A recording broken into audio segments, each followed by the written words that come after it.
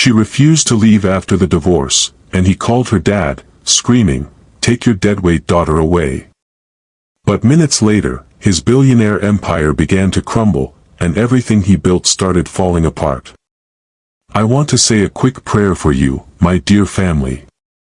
May your days be filled with peace, your heart with joy, and your steps guided by light. Amen. I poured my heart into this story, making sure every twist and detail would keep you on the edge of your seat, so please, please, don't leave halfway. Every time you leave early, it breaks my heart, and it slows the growth of our little family here. Stay with me until the end, you'll be part of something special. Drop a comment letting me know where you're watching from, and don't forget to like and subscribe so you never miss a story. Before we dive in, if you believe no one deserves to be humiliated after giving their heart, hit subscribe right now. Only the cold-hearted would not. Comment, "Justice for Grace," if you're not siding with men like Simon Theodore, the ones who destroy everything they touch. London's morning drizzle fell with a quiet persistence, a soft percussion against the slate roofs of Kensington, drenching the streets in silver. Grace Theodore lingered in the marble foyer of the mansion she had once called home, her polished heels silent against the cold stone.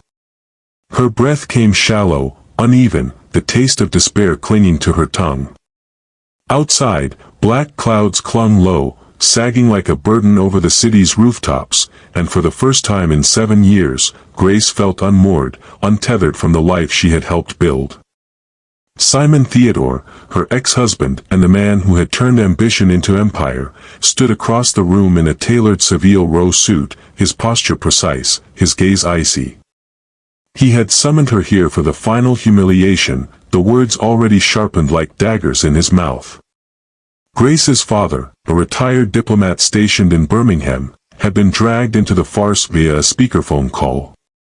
"Take your deadweight daughter away, Mr. Caldwell," Simon had said, voice void of warmth, "she's done enough damage." Grace's chest constricted at the memory. Her father had stammered, voice thick with hurt, trying to offer words of comfort that felt insufficient.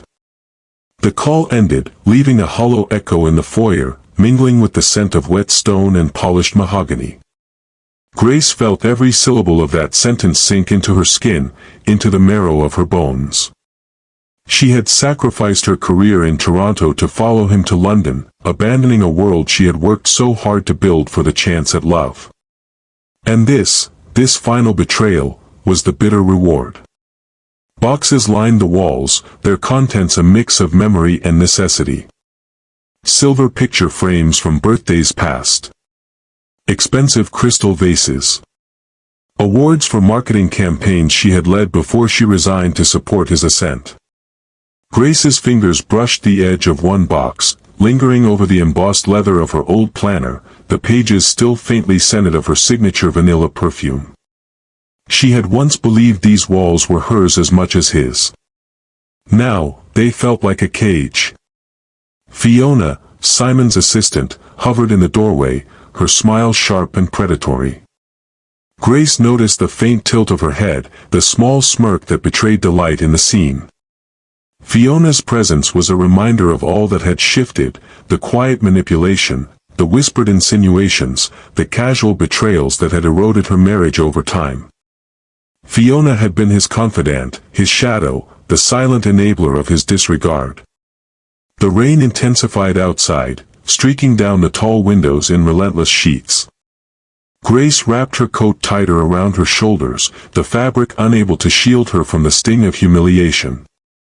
She walked slowly toward the grand double doors that led to the waiting black cab below, each step deliberate, as if by moving forward she could reclaim some fragment of dignity. The driver, a young man in a well-fitted coat, kept his eyes averted, sensing the storm not only in the sky but in the woman who entered his car. As the cab pulled away, Grace gazed at the city streets she had walked countless times in joy and in purpose. Kensington High Street shimmered wetly under the streetlights, the glow of Starbucks signs and boutique windows reflecting like fractured promises. Somewhere, a newspaper vendor stacked the morning papers, headlines screaming about global markets and London's latest tech innovations, and there, on a billboard, Theodore Tech loomed large, its sleek logo glinting with false invincibility. It was ironic, Grace thought, that a man who had once called her Deadweight had built everything on her shoulders, on her intellect, on her unwavering support. And now, the empire felt hollow. She found herself repeating a single thought as the cab wound through Piccadilly and past the edges of Hyde Park: I will rise again. Quietly. Wisely. Without him. She did not yet know how, nor where, but the fire that Simon's cruelty had fanned within her chest refused to die. The London drizzle became a curtain, hiding her tears, hiding her determination. Her apartment in Notting Hill was modest, a far cry from the opulence of Knightsbridge. Still, it was hers alone, and the moment she stepped through the door, she exhaled a long, shaky breath. She sank into a second-hand armchair, the cushions worn but comforting, and opened her MacBook Air. Grace's fingers hovered over the keys, unsure whether to search for freelance branding clients, reconnect with old Toronto colleagues, or simply open an email inbox that had sat neglected for weeks. Outside, the city carried on, oblivious to the private devastation unfolding in the quiet flat. Her phone buzzed, a text from an unknown number. Grace, you might want to see this. E. She frowned, fingers trembling as she tapped the screen. The message contained a link to a financial article detailing Theodore Tech's upcoming merger with Vanguard Systems in New York. Grace's lips pressed together as the weight of the world pressed against her chest. Simon's arrogance was on full display, the empire he built seemingly untouchable, yet something about the headline pricked at her. It hinted at overreach, at corners cut, at an empire built as much on hubris as on skill. For the first time since the divorce, Grace felt a spark, not of reconciliation, not of regret, but of clarity. This was not the end. It was a turning point. Somewhere in the distance, the rain finally eased, the clouds thinning to reveal a pale London sky. Grace Caldwell, no, Grace Theodore, for now, still carried the residue of the life she had built, the life she had loved, and the life she intended to reclaim. She opened a blank document on her MacBook, her fingers poised. Every letter she typed from this point would be a reclaiming of herself, a subtle, invisible act of rebellion. And in London, under grey skies, a woman who refused to leave had begun the first chapter of her resurgence.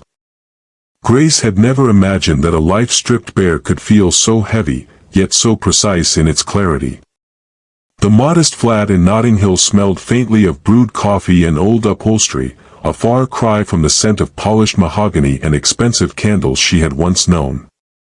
She unpacked only what she needed, her laptop, her favorite notebooks, a few carefully chosen clothes. Each item she touched reminded her that wealth had never been real without control, without respect. Simon had owned the mansion, the cars, the champagne, the skyline view from Canary Wharf, but he had never owned her mind, her heart, her integrity.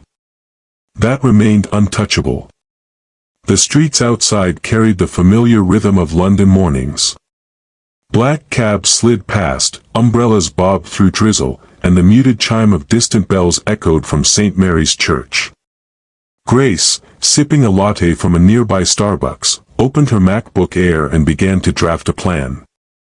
Freelancing as a brand strategist, she could rebuild a career from scratch, even in the shadow of the empire she had helped construct. Her fingers hovered over the keys, reluctant, unsure, until an email caught her eye. The subject line was simple: Grace, a warning, Theodore Tech. Her breath hitched as she clicked it open. The sender was anonymous, yet precise, detailed, and urgent. There were spreadsheets attached, leaked internal memos, screenshots of emails between Simon and executives at Vanguard Systems in New York, and notes about creative accounting practices that skirted legal boundaries. Simon's carefully curated public persona, the invincible billionaire, was underpinned by shadows she hadn't fully seen. Grace's mind raced. Her name was still on some of these documents, signatures from 7 years ago, quietly buried in legal clauses, linking her to decisions she hadn't actively made but had supported. Liability, if the authorities investigated, yes, real, tangible liability. For a moment, she thought of Simon, lounging in a private jet lounge at Heathrow, sipping Macallan whiskey, oblivious to the storm gathering beyond the polished glass. She imagined him in a tailored suit, posture perfect, his ego unchecked. Fiona, his assistant, would be there too, a smirk hidden behind professional composure. Grace allowed herself a bitter laugh. The arrogance of men who believe their empires are untouchable. Her first instinct was to ignore it, to walk away entirely. But the fire within her refused.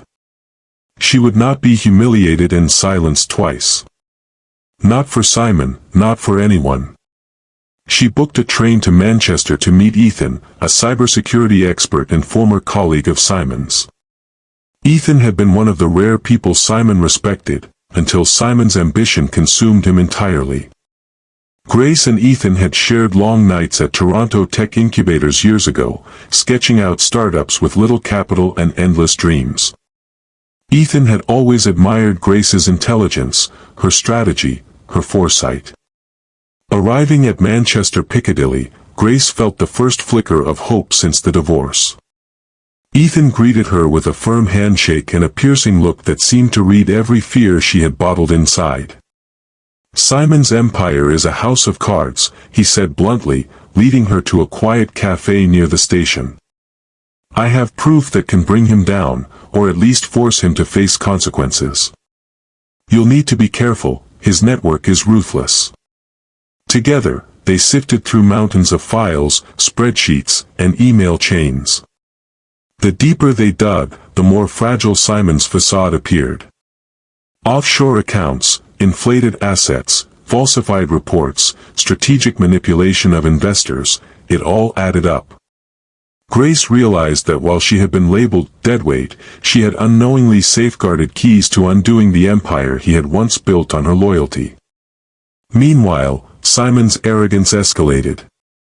He appeared at the boardrooms of Canary Wharf with all the confidence of a man untouchable, flashing a new iPhone, discussing merger terms in dollars, pounds, and euros like a magician juggling fire. Investors in New York and Toronto called and impressed, unaware that the numbers Simon presented were carefully manipulated, that the empire's foundation was a house of sand. Fiona, always near but never quite in the spotlight, began to play her hand. She whispered suggestions into Simon's ear, steering him toward decisions that would serve her secret agendas. Grace sensed this in the patterns of the leaked emails. Fiona's subtle manipulations were insidious, feeding Simon's hubris while destabilizing the company's core. Grace felt a mixture of vindication and dread. Vindication, because Simon's collapse would not be her fault. Dread, because her name might still become entangled if she misstepped. The city outside, so familiar, now seemed both a battleground and a sanctuary. London's pubs, cafes, and rain-slicked streets had witnessed millions of stories, some of betrayal, some of triumph. She would add her own. Late that night, Grace sat at her kitchen table, MacBook open, a single desk lamp casting golden light on the notes spread before her. The gentle hum of her iPhone charging, the faint aroma of Earl Grey from her teacup, the soft tapping of rain against the window, these small comforts reminded her of life outside opulence. She was alive, conscious, and unbroken. Her thoughts wandered to Simon. She pictured him in his penthouse near Canary Wharf, oblivious that the very documents he had once flaunted in boardrooms were now in her hands, slowly forming a plan to confront him, legally, morally, and emotionally. His empire was built on fear, manipulation, and the assumption that no one could touch him.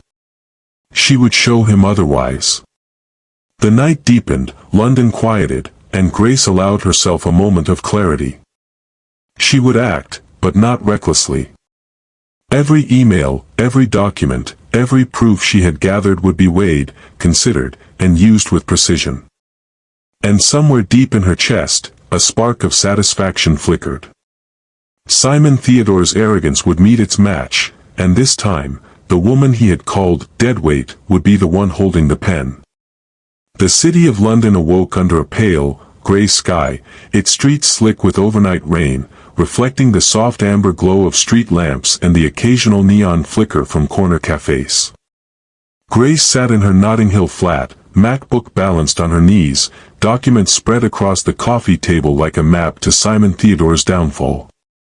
Every line of code, every ledger entry, every incriminating email she had collected was a thread in a web of corporate reckoning.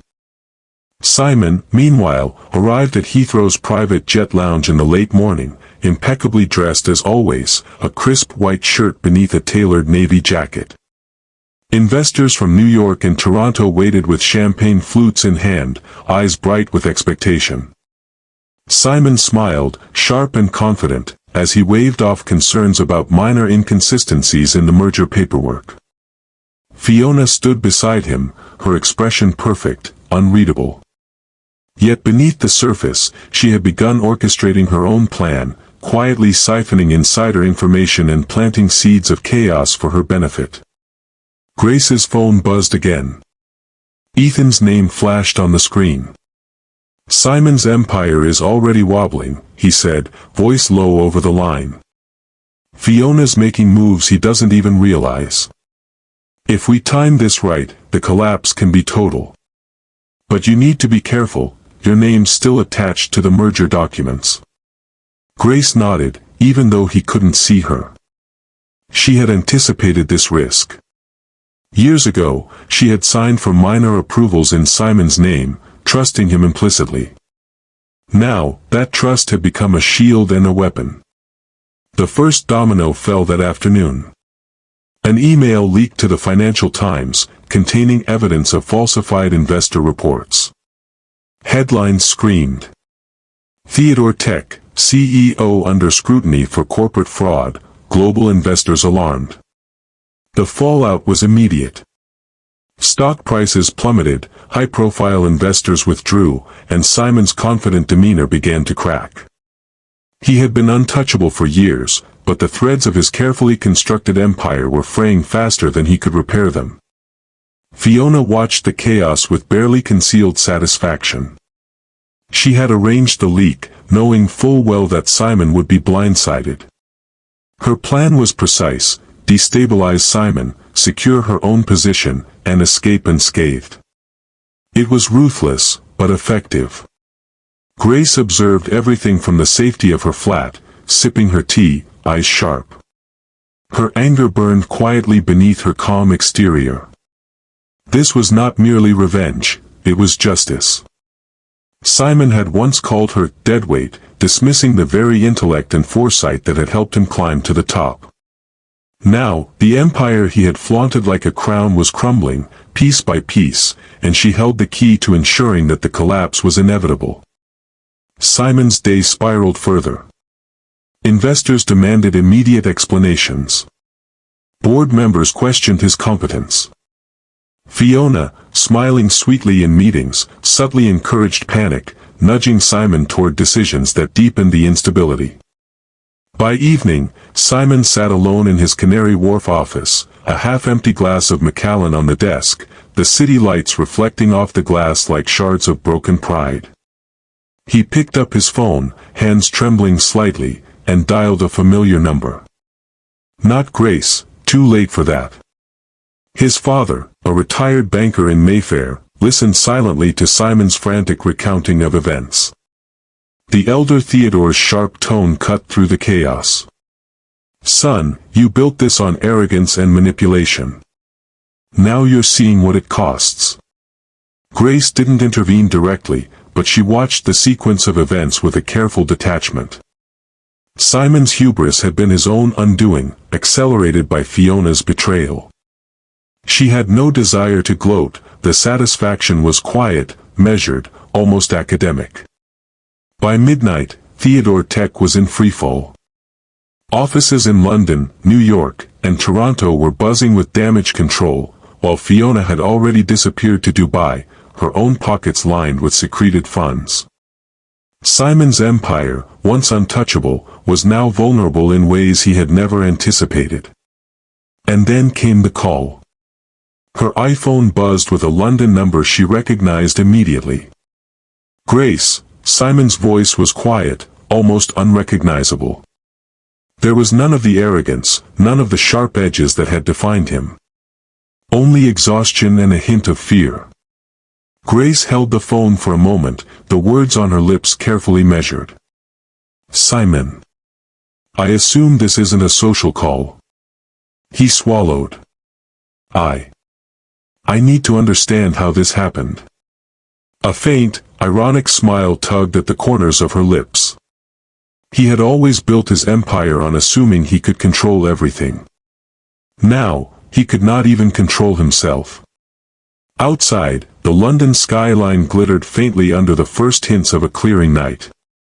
The empire Simon had constructed was beginning to collapse, and for Grace, the night felt oddly serene. She had not acted in anger. She had acted in clarity. And in that clarity, she knew her path forward was hers alone, unbroken and luminous.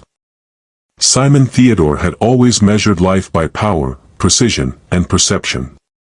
But now, in the quiet chaos of his Canary Wharf penthouse, stripped of its usual polish, he felt a vulnerability he had never known.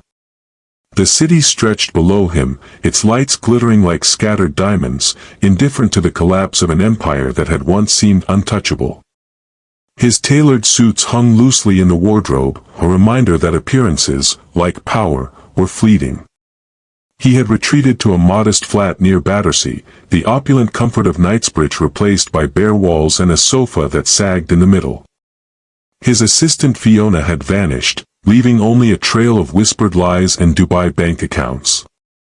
Investors demanded answers he could not provide, lawyers circled like vultures, and the media had turned his fall into a spectacle. Headlines in the Financial Times and The Guardian dissected every misstep, every inflated asset, every betrayal. Simon stared at the glowing screen of his laptop, trying to trace where it had all gone wrong. He remembered the arrogance of a man who once believed he could bend the world to his will, and now, for the first time in decades, he questioned himself. Each failure felt personal, amplified by the humiliation of being outmaneuvered by the woman he had once scorned. Meanwhile, Grace moved with quiet confidence through the streets of London. She had not sought revenge, she had sought clarity, truth, and her own future. But fate had a way of intertwining paths. She agreed to meet Simon, not out of compassion, but out of necessity, closure. Their meeting was arranged at a small, discreet cafe in Chelsea, the same place where he had once proposed years ago. The cafe smelled of fresh espresso, polished oak, and the faint aroma of pastries cooling on the counter. Simon arrived first, hands trembling slightly, his once commanding presence reduced to nervous energy. He spotted Grace immediately, seated by the window, her posture calm yet poised, the faintest glimmer of the woman he had loved, or perhaps never truly understood, still visible in her eyes. "Grace," he said, voice low, almost apologetic. She studied him, silent, letting the weight of the moment settle. The bustle of the cafe continued around them, indifferent to the drama unfolding at the small table near the window. Simon reached into his pocket, pulling out a leather-bound document folder. I don't know how to fix this," he admitted. "Everything I built, everything I believed in, it's crumbling. And somehow, I failed you too." Grace's hands rested lightly on the table. She did not reach for the folder. She did not speak immediately. In that silence, Simon understood the depth of her resolve, calm, measured, unshakable. She had survived humiliation, betrayal, and the collapse of a life built on deceit, and she had done so with dignity. "You underestimated me once," she said finally, voice steady. "You called me Deadweight, Simon. You thought you could control me, manipulate me, discard me. But I've learned something you never could: power without integrity is meaningless." Simon flinched, hearing the truth in her words. It was not anger, not recrimination, but an authority born from survival, from clarity. He had never faced anyone like Grace, never someone who could outlast his hubris, outmaneuver his pride without raising a hand. As they spoke, Grace felt a sudden weakness, stress, exhaustion, and the weight of the past weeks catching up. She collapsed slightly, caught only by the arms of the chair. Simon, alarmed, reached for her, supporting her with hands that had once been callous, now shaking with genuine fear. "Grace! Are you all right?" he asked, voice tight with concern. She nodded faintly, a small smile breaking through. "Yes, just tired. But alive. Stronger than you think." Simon escorted her to St. Thomas' Hospital, his mind reeling with emotion he had long suppressed. For the first time, he saw her not as a trophy, not as a liability, but as the woman who had been right all along.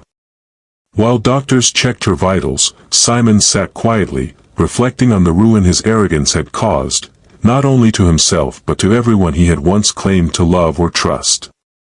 Outside, the London skyline shimmered with rain-slicked reflections of neon signs and streetlights. Somewhere across the city, Fiona was already miles away, her betrayal complete. The media dissected Simon's every move, but for Grace, the attention was irrelevant. She had survived, she had acted with precision, and she had reclaimed the power that had been stolen from her. If you think Simon deserved this fall, hit like right now. Only manipulators and abusers defend cheaters and liars. Prove you're not one of them. Comment, justice always wins, if you believe what goes around truly comes around. Back at the cafe, Simon finally spoke again, quieter now, more vulnerable than ever. "Grace. I was wrong.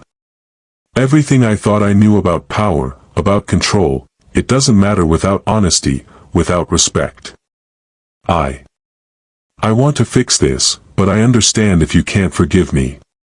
Grace regarded him with cool clarity. "Fixing yourself is your responsibility, Simon. Not mine. Redemption is earned, not demanded. But, maybe one day, you'll understand what true loyalty and love mean." As she left the cafe, the first sliver of sunlight broke through the gray clouds over Chelsea, illuminating her path. Simon remained seated, a man unmasked, humbled, and facing the consequences of his hubris. And for the first time, he realized that the greatest loss of all was not the empire, it was the woman he had loved and almost destroyed. London's early morning air carried the faint scent of wet cobblestones and fresh coffee as Grace walked along the tree-lined streets of Notting Hill. The drizzle had stopped, leaving the city sparkling, cleansed. Her flat felt lighter now, a sanctuary that mirrored her own renewed strength. Grace had spent the last few weeks rebuilding herself, reconnecting with clients in Toronto, consulting for luxury brands in New York, and quietly orchestrating the legal measures to protect herself from any lingering fallout of Simon's empire. Her phone buzzed, an email from Simon. She hesitated before opening it, a trace of memory lingering, the arrogance, the disdain, the words, "Deadweight daughter." But beneath that pride, she had glimpsed vulnerability in the past days, a crack in the armor. Grace, I know I don't deserve this. But I want to meet. Not to reclaim the past, but to understand it, and you. Grace paused, thinking of the ruined empire, Fiona's betrayal, the humiliation, and the power she had reclaimed. She smiled softly. Perhaps some bridges deserved to be rebuilt, cautiously, carefully. She agreed to meet him at a quiet cafe overlooking the Thames. The river shimmered under the rising sun, the reflection fractured yet beautiful, much like the lives of two people intertwined by ambition, love, and betrayal. Simon arrived, looking older, wearier, stripped of his former conceit. He held a bouquet of wildflowers, simple, unpretentious, unlike the lavish gifts he had once bought to display wealth. Grace noticed the subtle changes, the genuine concern in his eyes, the absence of arrogance in his posture, and the quiet acknowledgement that he had been wrong. "Grace," he began, voice low, almost hesitant. "I don't want to ask for forgiveness. I only want a chance to show that I've learned, that I see you." Her eyes softened slightly, a warmth returning that she had not felt in years. "Simon. I've learned too," she said. "Strength, independence, choosing myself." They talked, quietly at first, about the past, their mistakes, the collapse of Theodore Tech, and the lessons buried in betrayal. Simon admitted every misstep, his hubris, his blind reliance on enablers, his arrogance in underestimating her. Grace listened, measured, aware that healing was a two-way street, and only honesty could pave it. Outside, London hummed with life, black cabs weaving past, airport shuttles departing for Heathrow, Starbucks cups clutched in gloved hands, luxury SUVs pulling up in front of boutique hotels. The city was alive, just as she was, thriving despite the storms of the past. Simon reached across the table, hesitating, then gently took her hand. Grace felt a jolt, a familiar warmth tempered by caution.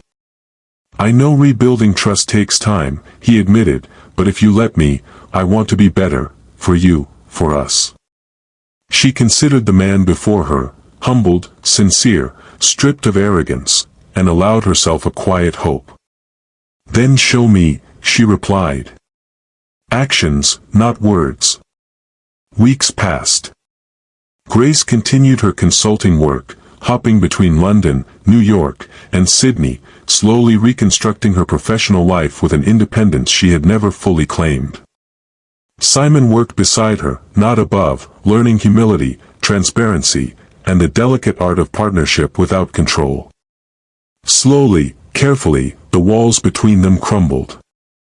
Their reunion was not dramatic, not sudden, it was quiet, deliberate, built on respect, understanding, and the knowledge that power and love could coexist only when shared equally. Grace's laughter returned, ringing softly through her flat in Notting Hill, blending with the hum of the city she now fully claimed as her own.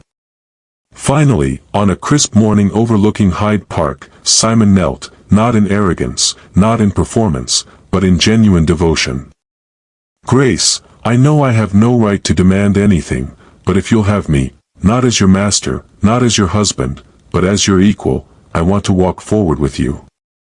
Grace smiled, a gentle but radiant warmth that eclipsed the gray London sky. "Yes, Simon. Together, as equals." And so, the billionaire who had called her Deadweight and the woman who had refused to leave found their path back to each other. Not because of wealth, status, or power, but because the heart, when treated with honesty and respect, always finds its way.